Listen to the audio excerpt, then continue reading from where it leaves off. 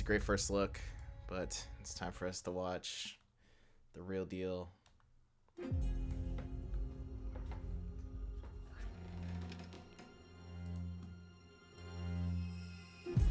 Stalkers?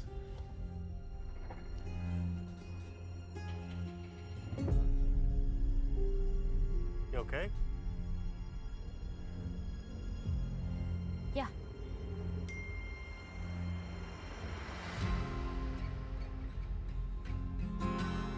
This is where we live. And what's that? The fence. What's inside? People. What's outside?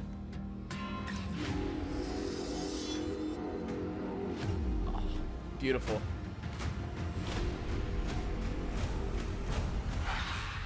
Monsters. Oh, okay. They have a way to defend themselves. Okay.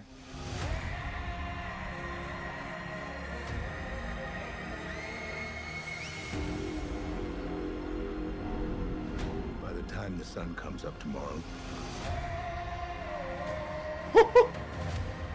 there's a very good chance you'll be dead. You're gonna lose.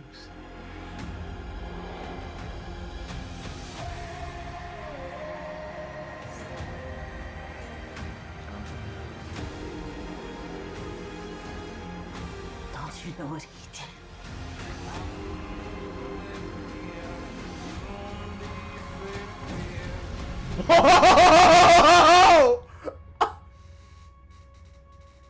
You swore.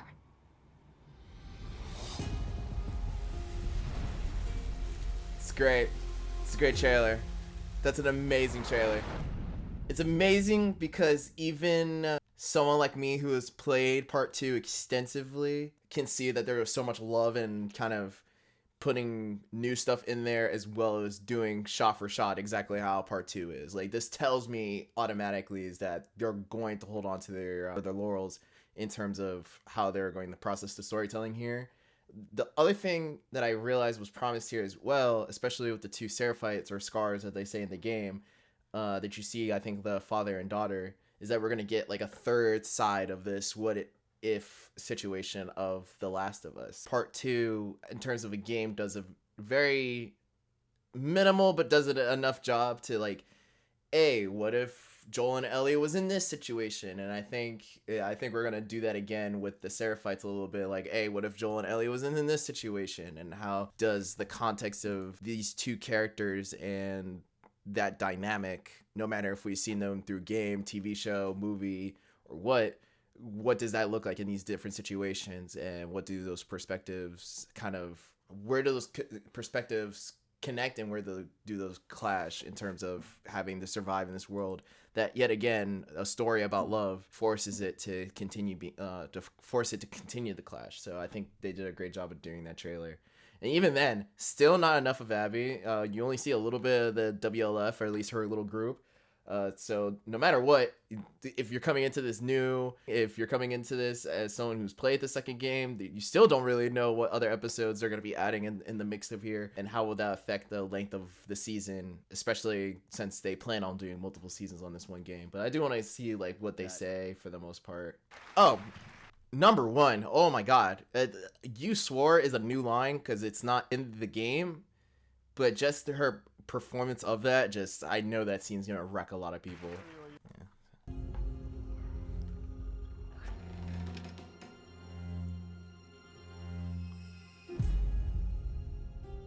That's definitely a stalker. You can't lie to it.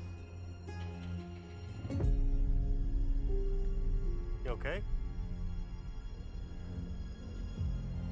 Yeah.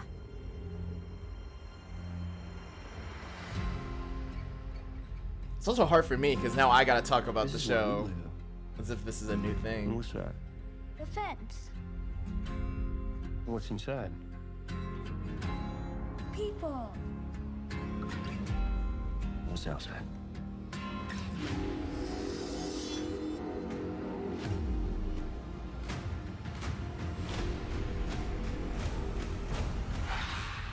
Monsters. Oh, I love that editing. I love the editing on that. What's inside? it's like, this is home. What's inside of this little area is people, and what's outside of it, monsters. And I think they go in and showing not just like the clickers and the infected, but showing other characters that you're going to be seeing on warring sides of each other. And I think that's really going to be important. People. What's outside?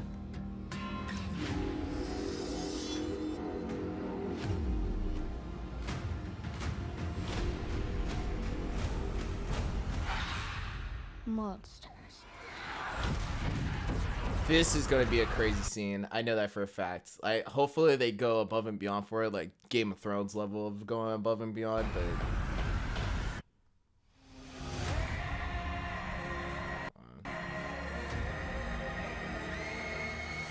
This will probably be a cool section night. By the time the sun comes. Yeah, the shot of Jesse right here.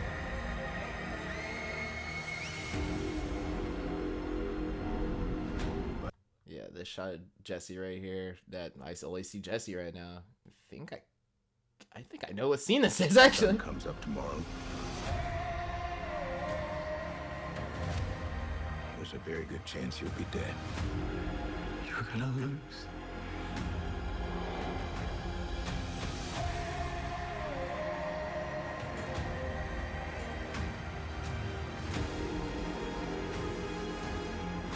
Don't you know what he did? Tati looks amazing. This right here is fucking badass, alright? Like, there's nothing about this part that you can convince me is not the most badass thing.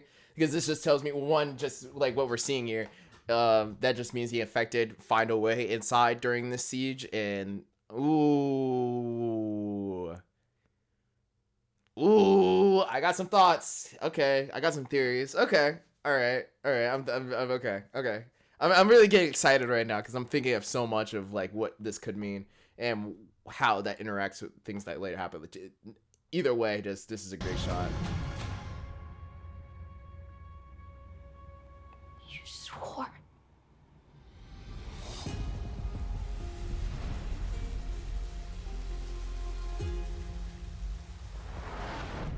April 13th.